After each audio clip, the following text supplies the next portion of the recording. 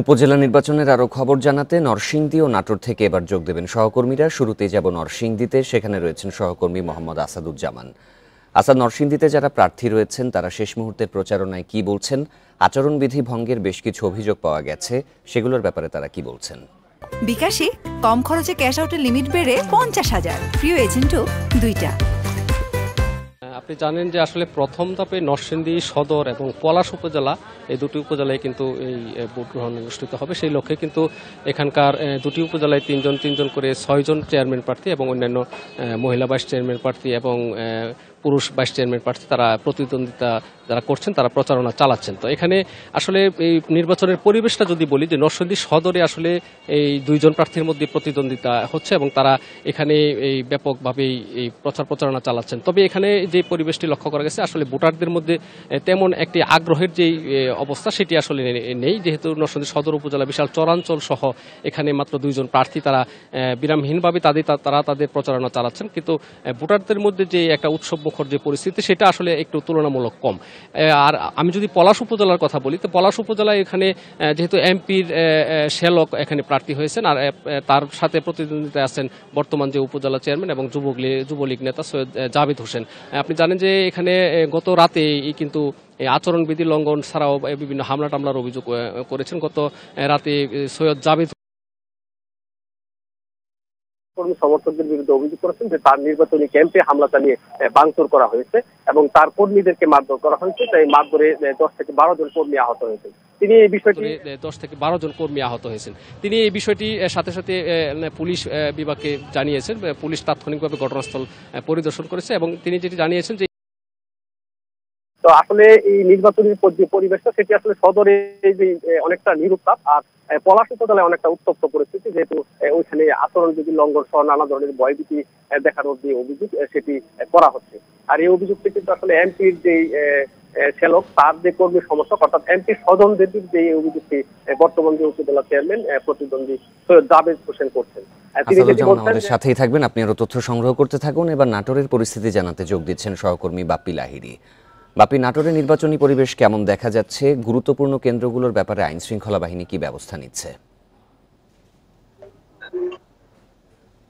আগামী 8 মে কিন্তু নাটোরের 3টি উপজেলায় নির্বাচন অনুষ্ঠিত হবে। এর মধ্যে কিন্তু যেমন নাটোরের সিংড়া উপজেলায় বিনা প্রতিদ্বন্দ্বিতায় দেলোয়ার হোসেনকে নির্বাচিত ঘোষণা করেছে নির্বাচন কমিশনের পক্ষ থেকে বেসরকারিভাবে।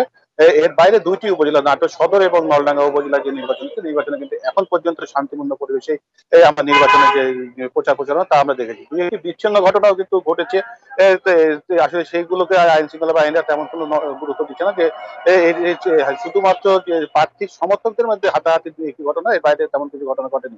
আর যেহেতু নাটোরের নলডাঙ্গা উপজেলায় প্রত্যন্ত অঞ্চল আছে, যে গ্রাম অঞ্চল বিল অঞ্চল, সেই বিল অঞ্চল এলাকার যে কেন্দ্রগুলো রয়েছে সেই কেন্দ্রগুলোতে অধিকাংশ কেন্দ্রকে কিন্তু প্রশাসনের পক্ষ থেকে আসলে গুরুত্বপূর্ণ হিসেবে তারা বিবেচনা করেছে। যে আসলে এখানে গুরুত্বপূর্ণ বলতে আমরা যেটা বলি যে অধিক ঝুঁকিপূর্ণ যেটি, সেটা কিন্তু আসলে প্রশাসনের পক্ষ থেকে এবার গুরুত্বপূর্ণ হিসেবে তারা ঘোষণা করেছে। সেই কেন্দ্রগুলোতে প্রশাসনের পক্ষ থেকে ব্যাপক নিরাপত্তা ব্যবস্থা গ্রহণ করেছেন বলে আমাদেরকে জানিয়েছেন। আর এর বাইরে কিন্তু আসলে আমরা যেটা দেখেছি যে নাটোরের যে সদর উপজেলা যেমন 5 জন চেয়ারম্যান প্রার্থী রয়েছেন, সেই 5 জন চেয়ারম্যান প্রার্থীর মধ্যে একজন রয়েছেন জেলা আওয়ামী লীগের সাধারণ সম্পাদক শরীফুল ইসলাম রমজান, এবং তার সাথে একটা প্রতিদ্বন্দ্বী প্রার্থী আমরা যেটা দেখেছি আসলে ছাত্রলীগের সাবেক সাধারণ সম্পাদক ইয়াজুল ইসলাম মাসুম। এই 2 জনের মধ্যে কিন্তু আসলে ভোট যুদ্ধ হবে বলে এখানকার ভোটারদের মধ্যে থেকে একটা আলোচনা শুরু হয়েছে যে এই 2 জনের মধ্যে থেকে যে কোনো একজনই কিন্তু আসলে নির্বাচনে জয়ী হবেন, এমনটাই আমাদের ভোটাররা জানিয়েছেন। আর এর বাইরে যে নলডাঙ্গা উপজেলা যে নির্বাচনটা হচ্ছে সেই নির্বাচনে তেমন কোনো উৎসবমুখর পরিবেশ আমরা এখনো দেখিনি। তবে যেহেতু বিল অঞ্চল এলাকায় ওখানে এখন কিন্তু আসলে ফসলের ধান কাটা নিয়ে সবাই ব্যস্ত, যার কারণে ভোট নিয়ে আসলে মানুষের মধ্যে তেমন কোনো উৎসব আনন্দ কোনোটাই আমরা এখনো দেখিনি। তবে প্রার্থীরা যারা রয়েছেন তারা কিন্তু আসলে এই রোদকে উপেক্ষা করে যারা কিন্তু আসলে ভোটারদের কাছে বিল অঞ্চলে তারা এমনকি কৃষি জমিতে গিয়েও কিন্তু ভোট প্রার্থনা করছেন, আমরা এই দৃশ্যগুলো দেখেছি। তার বাইরে কিন্তু আসলে ভাইস চেয়ারম্যান পদে যারা মহিলা ভাইস চেয়ারম্যান পদে যারা রয়েছে তারাও কিন্তু আসলে প্রার্থীদের কাছে প্রার্থীরা কিন্তু ভোটারদের কাছে যাচ্ছে, তারাও কিন্তু ভোট দিচ্ছে।